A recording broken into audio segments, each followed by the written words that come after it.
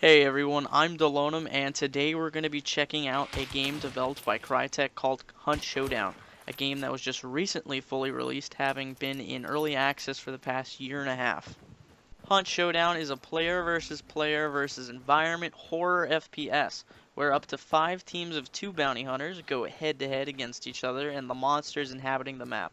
The goal of each match is to find the big ol' monster by searching for clues, kill it, and escape with its bounty for a huge payout.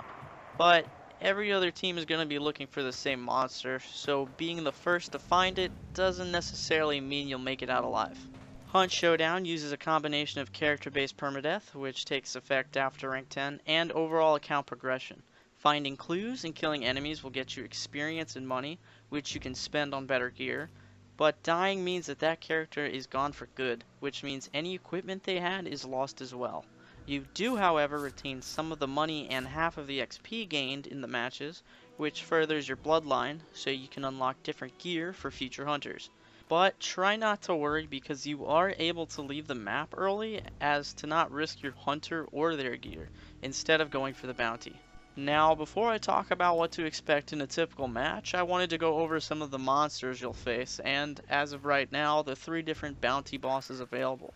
To start off, you've got your standard run units, which sometimes carry flaming weapons, so other than that, you don't have to worry about them too much. Then you've got your armored unit, which soaks up ballistic damage, so make sure to melee them or catch them on fire, and you'll save yourself a lot of time.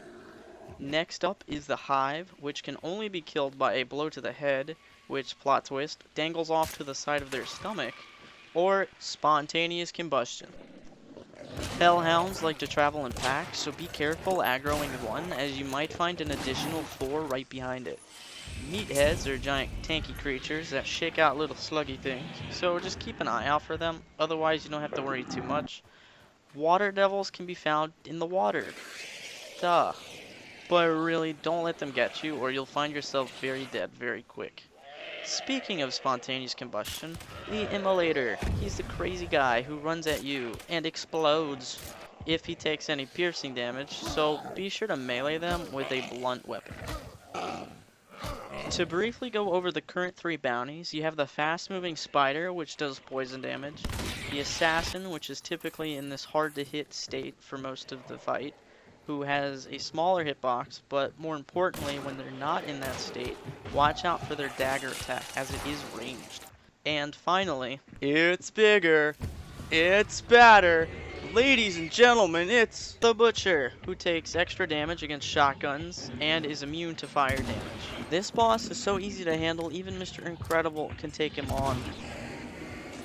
Now, typically when a match first begins, you'll spawn at a semi-random location on the outskirts of the map. From there, you'll immediately use your dark sight to go in the direction of your first clue, which is indicated by some glowing blue wisps.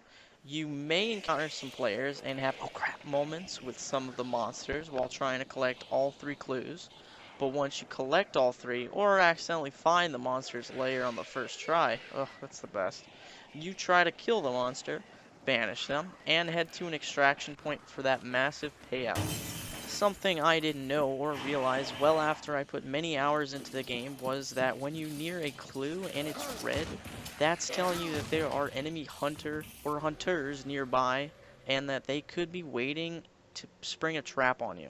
Also, it's good to keep in mind that when you do get the bounty, there's a good chance all the other hunters in the map will be trying to kill you and take the bounty before you extract. But don't worry too much because while they can see your location on the map, you're able to use the dark sight and see if there's already anybody in your vicinity while you're holding the bounty. Yeah, this is the way they came. Clue's already open.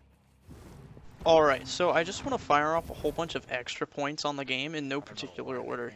Cash registers are amazing. I had mentioned earlier in the video that the game had been in early access for some time before being fully released a couple of weeks ago. Towards the beginning of the early access, the game started out riddled with performance problems, not many weapons to choose from, usually what you'd expect in early access. It now has tons of different weapons to use and way better performance than it did back in early access.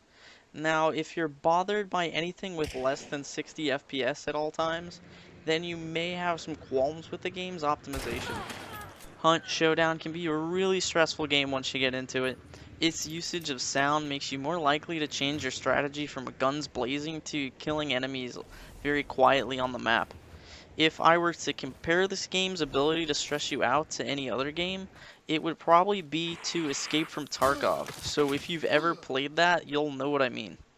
The realistic guns and sounds have honestly made me jump in my seat, which means using headphones is going to be your best bet for a good immersion into the game, and using sound overall is practically required to not be at a disadvantage.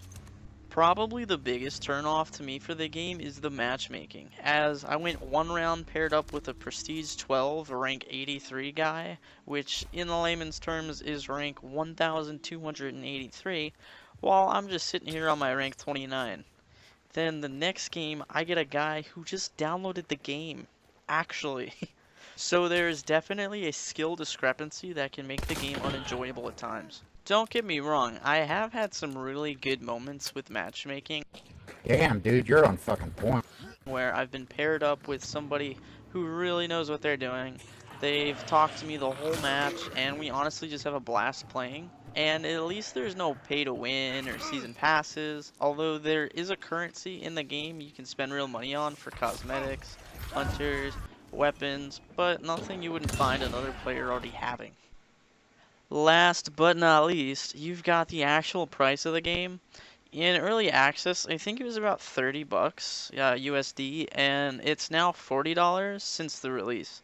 If you've liked what you've seen, liked what you've heard, and have 40 bucks to spare, this game will offer you hours of on the edge of your seat kind of fun that honestly is even better experienced with a friend.